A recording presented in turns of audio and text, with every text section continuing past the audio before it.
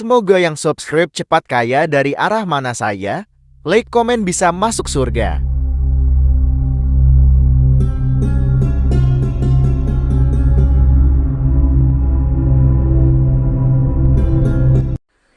Bismillahirrahmanirrahim. Allahumma sholli ala Sayyidina Muhammad wa ala ali Sayyidina Muhammad. Saudaraku yang dirahmati Allah, dalam sebuah kisah bahwa di zaman Bani Israel dulu ada seorang wanita muda yang terkenal dengan sangat mempesona. Wajahnya ayu dan cantiknya, tubuh seksi menggairahkan. Sayangnya wanita cantik yang bertubuh aduhai ini menggunakan tubuhnya untuk hal yang salah. Semua potensi yang seharusnya mendekatkan pada Tuhan dimanfaatkan untuk mendapatkan uang dengan cara menjual dirinya. Ia adalah seorang pelacur hebat yang terkenal profesional. Ia viral di depan para laki hidung belang. Ia sangat pandai memuaskan laki-laki yang datang dengan nafsu syahwatnya. Ia pelacur senior yang sangat handal. Ratusan atau mungkin ribuan orang sudah porak-poranda dibuatnya. Dalam beberapa literatur menyebutkan bahwa perempuan muda itu bernama Malika. Dikisahkan dalam kitab Duratun Nasihin, wanita itu melakukan aktivitas jual beli diri di rumahnya sendiri setiap hari. Malika menunggu para laki hidung belang dengan bernafsu di atas ranjang kerjanya. Ranjang pemuas nafsunya sengaja diletakkan di dekat pintu depan rumahnya. Ketika pintu depan itu dibuka, orang yang lewat depan rumahnya akan dengan mudah melihat Malika sedang berbaring santuy di atas ranjang.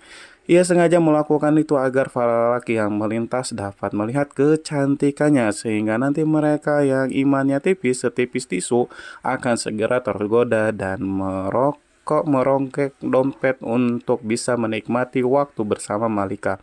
Konon Malika memasang tarif dengan harga yang sangat mahal, yaitu sekitar 100 keping dinar. Uang 100 dinar itu jika kita menggunakan sinar Kuwait dan kemudian mengkonversikannya ke dalam rupiah, maka akan bernilai sekitar 4,8 juta rupiah. Harga yang sangat fantastik untuk usaha pelacur. Namun demikian, banyak lelaki tipis imannya yang bermimpi bisa tidur bersama Malika. Tidak masalah bagi mereka walaupun harus membayar sedemikian mahalnya. Bagi mereka merupakan sebuah pencapaian besar, pencapaian luar biasa yang akan mereka banggakan di tempat-tempat tongkrongan mereka bila bisa menikmati Malika sang pelacur.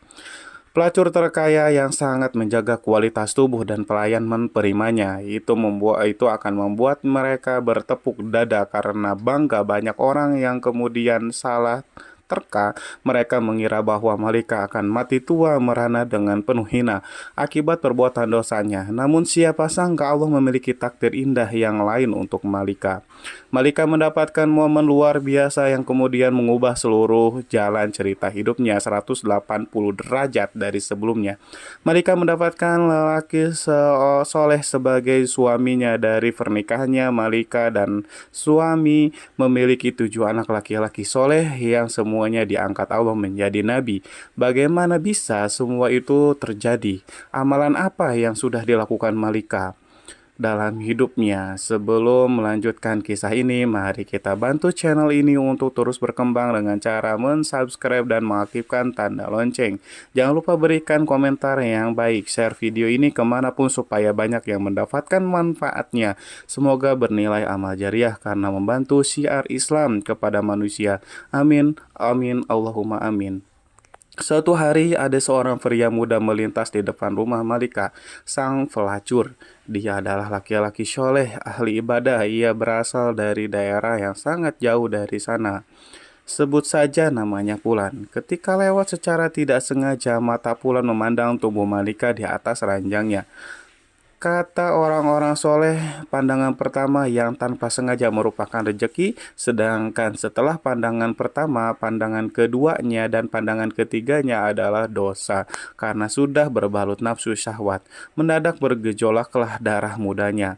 Mengelihat syahwat dan nafsunya sebagai ahli ibadah, Ia berusaha sekuat tenaga menahan nafsu birahinya, bahkan kemudian ia sempat berdoa kepada Allah supaya menghilangkan syahwat setan yang tengah melanda hatinya. Meskipun sudah ditahan nafsunya terus membara, syahwat tubuhnya menegang dan akhirnya benteng imannya jebol. Ia tidak mampu lagi mengontrol hawa nafsunya. Pulan pun kemudian mencari tahu caranya bagaimana supaya bisa menikmati malam bersama Malika. Ternyata tarifnya yang sangat tinggi senilai 400 dinar. Pulan tidak punya uang sebanyak itu. Ia lantas mencari cara supaya bisa mendapatkan uang untuk membayar tarif tidur bersama Malika. Alhasil Fulan menjual semua barangnya termasuk pakaian yang ia bawa dari hasil penjualan. Itu ia berhasil mendapatkan uang yang cukup untuk membayar Malika. Dengan mantap dan yakin Fulan mendatangi rumah Malika. Sesampainya di sana pegawai Malika menyuruhnya membayar uang tarif pelayanan. Ternyata malam itu Fulan belum bisa menuntaskan hasratnya. Ia harus menunggu giliran mengantri bersama puluhan lelaki yang lainnya yang mempunyai niat yang sama. Maklum Malika adalah impian semua lelaki kala itu.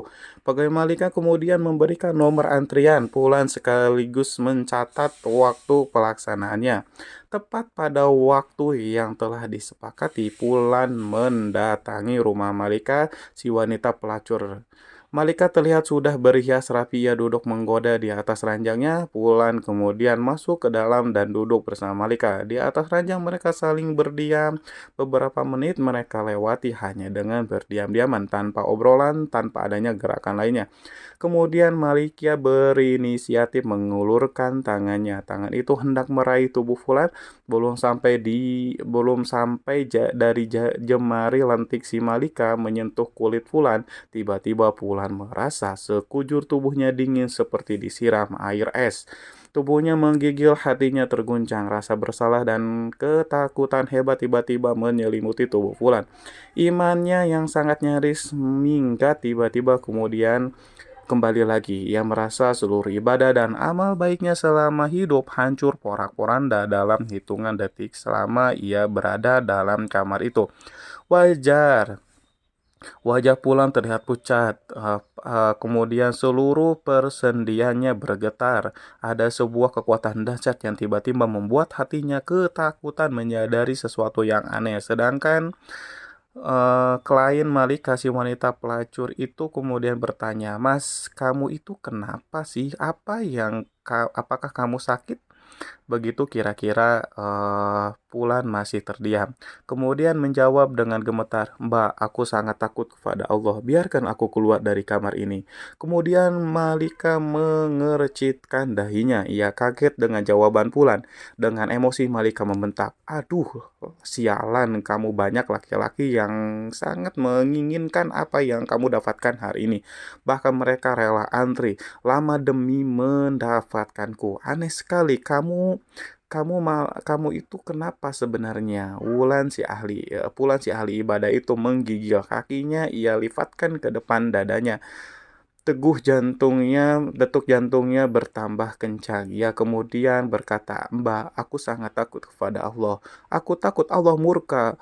Uang yang sudah kubayarkan tadi silahkan ambil saja, itu halal buatmu. Tapi izinkan aku keluar dari sini." Kemudian Fulan berdiri, ia bergegas berjalan ke arah pintu keluar Malika. Kemudian Malika bertambah keheranan melihat kliennya itu ketakutan. Ia kemudian bertanya lagi, "Hei, tunggu dulu Mas, memangnya kamu belum pernah melakukan kayak gini sebelumnya?" Kemudian Pulan menjawab, "Sebelumnya Mbak sama sekali belum pernah. Ini yang pertama kali." Seakan tidak yakin dengan jawaban Pulan. "Ah, masa sih Mas?" katanya sambil menggaruk keningnya yang tidak gatal. Malika kebingungan, apa iya di zaman ini ada laki-laki yang tahan terhadap godaannya? Itu sebuah hal yang mustahil. Malika itu cantik dan menggoda. Ia terlanjur menganggap bahwa semua laki-laki itu sama. Kemudian Malika bertanya, "Mas, kamu itu siapa sebenarnya? Kamu itu dari mana datangmu? Dari mana dan maksudmu mau kemana?" Kemudian Pulan menjelaskan siapa dirinya dan dari mana asalnya. Setelah mendengarkan cerita dari Pulan, Malika mempersilahkannya untuk keluar.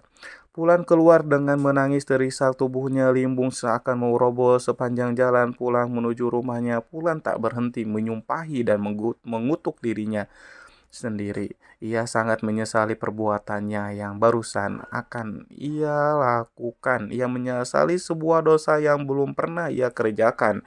Sementara itu, Malika di dalam ruangannya masih merasa kebingungan.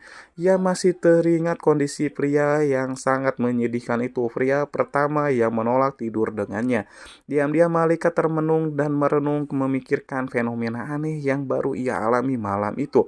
Sepanjang hidupnya, tiba-tiba saja hatinya bergetar, ada gejolak yang dahsyat dalam hatinya. Wanita ini malam itu ia merasa menjadi sangat hina. Kepercayaan diri, kebanggaannya sebagai pemuas nafsu laki-laki seketika runtuh dalam hatinya. Malika berkata, "Ya Allah, laki-laki itu baru pertama kali mau berzina, tapi ketakutannya seakan-akan ia sudah berzina jutaan kali.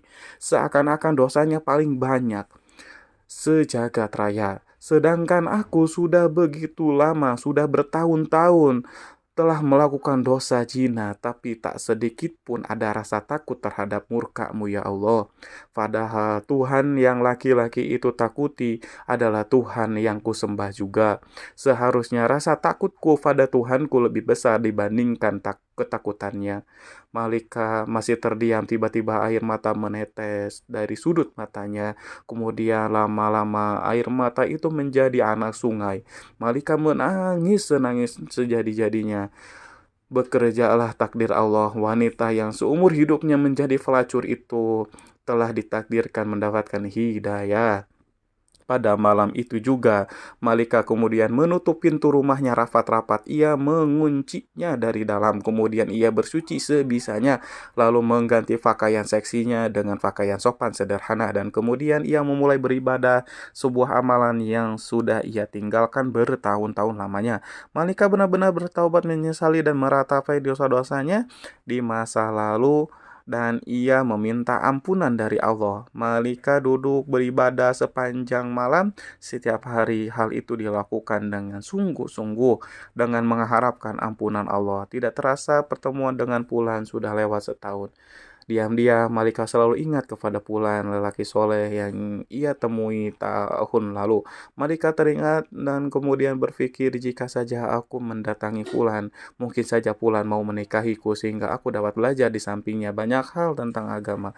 Dan Pulan akan menjadi pendorong dan penyemangatku untuk beribadah pada Allah. Setelah menimbang dan berpikir lama, Malika yang sudah berubah menjadi wanita soleh memutuskan untuk mencari si Pulan. Ia masih teringat alamat yang disebutkan Pulan beberapa bulan yang lalu. Pergilah Malika mencari alamat Pulan. Ia pergi dengan membawa harta dan beberapa pembantunya. Dengan semangat dan iman mereka berangkat melakukannya. Setelah sampai di kampung yang dituju, Malika lalu bertanya kepada warga yang dijumpainya. Kemudian ia memperoleh informasi di mana rumah Fulan. Si pemuda soleh sesampainya di rumah Fulan, diucapkannya salam. Kemudian keluarlah Fulan. Ia membukakan pintu rumahnya, kemudian mempersilahkan para tamunya untuk masuk. Fulan belum sadar siapa yang datang karena Malika pada saat itu memakai cadar. Sedangkan para pembantu bersamanya, Fulan belum pernah mengenali mereka sebelumnya. Malika kemudian membuka cadar penutup wajahnya supaya Fulan mengingatnya, dan benar saja, meskipun setahun telah berlalu, Fulan masih mengenalinya. Tiba-tiba tubuh Fulan kembali menjadi dingin. Fulan teringat peristiwa perjumpaan pertama dan terakhirnya dengan wanita di depannya. Itu rasa bersalah, rasa takut yang sudah berusaha ia hilangkan selama setahun terakhir tiba-tiba datang lagi. Bagi Fulan, perjumpaannya dengan Malika tahun lalu itu membuat trauma itu lebih menakutkan daripada berjumpa dengan singa lapar. Kenangannya di masa lalu membuat tubuhnya lemas, lunglai, tubuhnya kemudian kembali bergetar hebat, keringat dan air matanya bercucuran.